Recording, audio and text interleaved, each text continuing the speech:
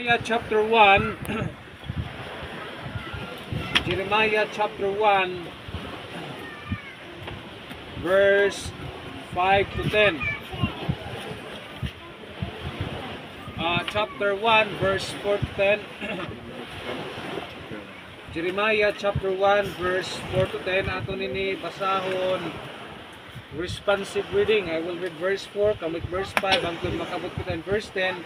Ato nini durunganon pagbasa. Okay, in verse 4, nasin dito, then the word of the Lord came unto me, saying, Before I formed thee in the belly, I knew thee, and before thou camest forth out of the womb, I sanctified thee, and I ordained thee a prophet unto the nations. Then said I, Lord God, behold, I cannot speak, for I am a child. But the Lord said unto me, Say not I am a child, For thou shalt go to all that I shall send thee, and whatsoever whatsoever I command thee, thou shalt speak. Be not afraid of their faces, for I am with thee to deliver thee, saith the Lord. Then the Lord put forth his hand and touched my mouth, and the Lord said unto me, Behold, I have put my words in thy mouth. In verse 10, in verse 10, read. Say, I have this day set thee over the nations, and over the kingdoms, to root out, and to pull down, and to destroy, and to pull down, to build, and to plant. And Diyos it magpanalin nato gibasa, things that give us courage to do God's will. Things that give us courage to do God's will. It is about the calling of Jeremiah. Okay? Amini an entrada ang kinabuhi ni Jeremiah niya calling to be a prophet toward Israel. Ato makita dida na for several times nagkamay ade ang gitatawag na excuse.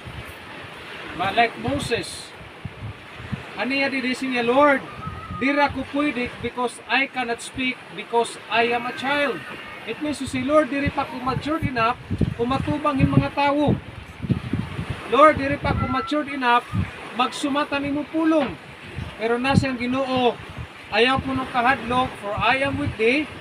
Then atong gihapon makikita in verse 10, nasa ang Ginoo, ginhimo tay ikaw nga usa nga propeta. Dida, anya panawagan, toward the nations, over the kingdoms. You will root out, pull down, destroy, and throw down. You will build and to plant. Now, what three things that we need to understand? Things that give us courage to do God's will. Number one is the presence of God. It presents Ginoo. Una nga aton makikita is the presence of God. Aton nakikita dida in verse 8. Nasin didi, be not afraid of their faces, for I am with thee. Notice the word, for I am with thee. And presensya Ginoo amit nagahatag aton hin kusog. Amit to nagahatag aton encouragement. Nga diri kita mahadlok. He promised us in the book of Matthew chapter 28 verse 18 to 20, nasa Ginoo, and lo, I am with you always, even unto the end of the world. Kung imo kikitaon ang Ginoo, bisan kumain kita, babantayan kita niya. Anya presensya. Kinabuhi ni Abraham, makita natin ang presensya at Ginoo. Kinabuhi ni Jacob, nakadagyapon ang presensya at Ginoo. Kan Isaac, kan Moses, kan David, mga propeta, even this time, asing kita, pastor, waray man kita simbahan, adi man kita gawas, so waray nga din presensya at Ginoo. Sari pa man kung hain ang iya mga anak, nagtatapok na kayo usa, haniya ngaran, diya mismo nagpapabot na aton. Amen. Pero kita yan sobra pa nga ni kita na kanabigya nga. 10, 11, 12, Sobra kita tulo.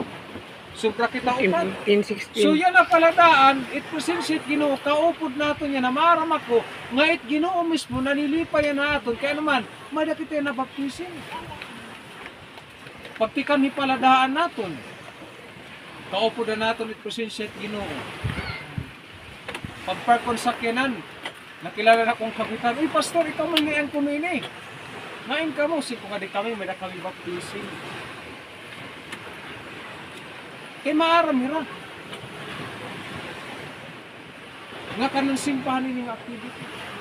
So, kumain ka man, kumadto ka man nalain nga lugar, ipresensit Ginoo ada. Amo bitaw dapat kita may courage kaya naman it Ginoo mismo nagpapaluyo aton. Amen. Pag-witness naton, Amen. pag-invite naton hin mga tao.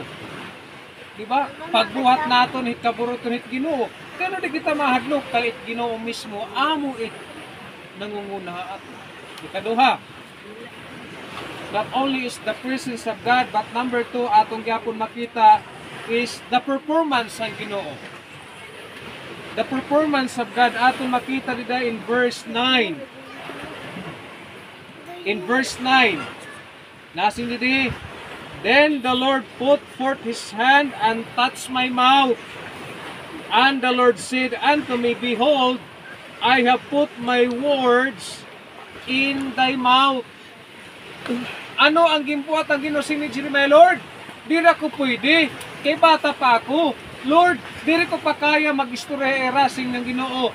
I have put my words in thy mouth. I have put my words in thy mouth. Ako na kuno gimplastar, hain mo baba kung anon imo yayak nun. Ako naging plastar sa Ginoo, hain mo mga imim kung anon imo igyayakan. Usahay, nandun kita pagyakan ano? Labi na kung makakita kang tao nga sisiran nimo, masindahin kita, ikaw dito kay baga, kuang ka, ikaw. Nasa Ginoo, I have put my words in thy mouth. That is the performance ng Ginoo. The moment you open to them the gospel, ang ginit magahan ay haya kasing-kasing. Pastor, diri man ako bihasa, ang Ginoo it magbubutang haya kasing-kasing. Igo ka lang nga magyayakan, igo ka lang nga gagamiton it Ginoo to speak up about God's simple plan of salvation. Kita ay Jeremiah. Nadiri ko diya, sinadira ko Lord. Kaya sa Ginoo ay padlok. Kaya naman, I put my words in thy mouth. Kaya di makita mahadlok. Kaya di makita mga scammer. Amen. Diba? Ito na scammer nga, di na Nahadlok. pinanguat ng tao, tatawagan ka, matik sa imo, makatuyo balay, o pirang kahin amin ni, pag madara ka, Goodbye. kalipay nira, hay salamat, nauwat ko yung gihapon. How much more kita nga nagdadara kita at pulong it Ginoo. Sumiri nga, kung ka man, di ka man, ay nala, pamati nala it pulong it Ginoo. Istoryahan nala, adalay mo kung makarawat ko diri. Yeah? So, let us always put that in our mind. Di kita mahadlok why. First of all, may nakita presensya it Ginoo. Secondly, we have what? The performance of God. And number 3, ato nakita, number 3 is the promise of God's deliverance. The promise of God's deliverance. Ato makita dito in verse 8 again, be not afraid of their faces, for I am with thee to deliver thee. It means to say, waray may makakahilabot ha imo. Di ka mahadlok, kaya naman, it Ginoo di akon. Nakabantay kita kan Daniel, when Daniel challenged by some rulers ng kingdom ng Persia, anong siringan hadi? Maaram ako Daniel, nga imo Ginoo amit magtatalwas sa imo. Nahadlok may Daniel nga ikatuya kuanhin mga leyon. Waray. Kanasing mismo nadi, Daniel, maaram ako nga imo Ginoo nga imo gisiserbisyuhan, imo Ginoo nga imo gisisimba, amo mismo it magtatalwas sa imo. How mas mo kita nga panahon? May hubog. Di kita hilap na sa Ginoo ay paghilap dito kaya akong tuanan. Amen. Amo ko na lang nga nakawag kita din ano. So aton pamalandungon nga hatubangan hit Ginoo, gintagaan kita dapat yang courage. The problem is, aadi aton ay problema. Diba? Aadi usahay aton diri nga naturo. So usahay ang problema waray Ginoo, ang problema adi aton. Kaya naman nahadlok, naawod, ano pa? Naano pang tawo? Damulan aton excuse, damulan aton alibay. Itaya na. Napatunta, service ni naton. Then after service, we have baptism. Pero wala yan ang iba. Because some of them have what? Excuses.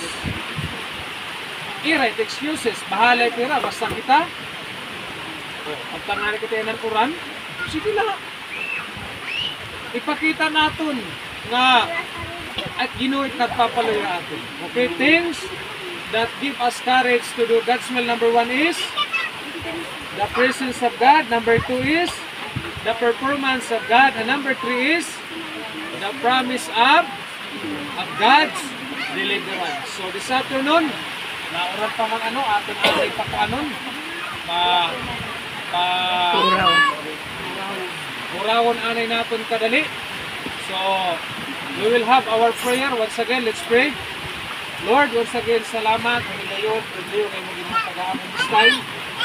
Salamat gapon, Lord. Hindi nga higayon, magkana kami this time baptism. And we allow, Lord, na manabot this time. Lagi once again, Lord, manabot this time. Tagay kami ginang kadaugan, accomplishment, kami na adlaw. Ikaw makita, ikaw malipap, ikaw din mag-glorify. Kapag ginuwid makita, ang aming mga pinapuhi. Lord, acknowledge kung wala kami may once again. Inihatanan akong papasalamatan. Doon ako sa sagay. Dito kagyan in Jesus' name I pray. Amen. Amen.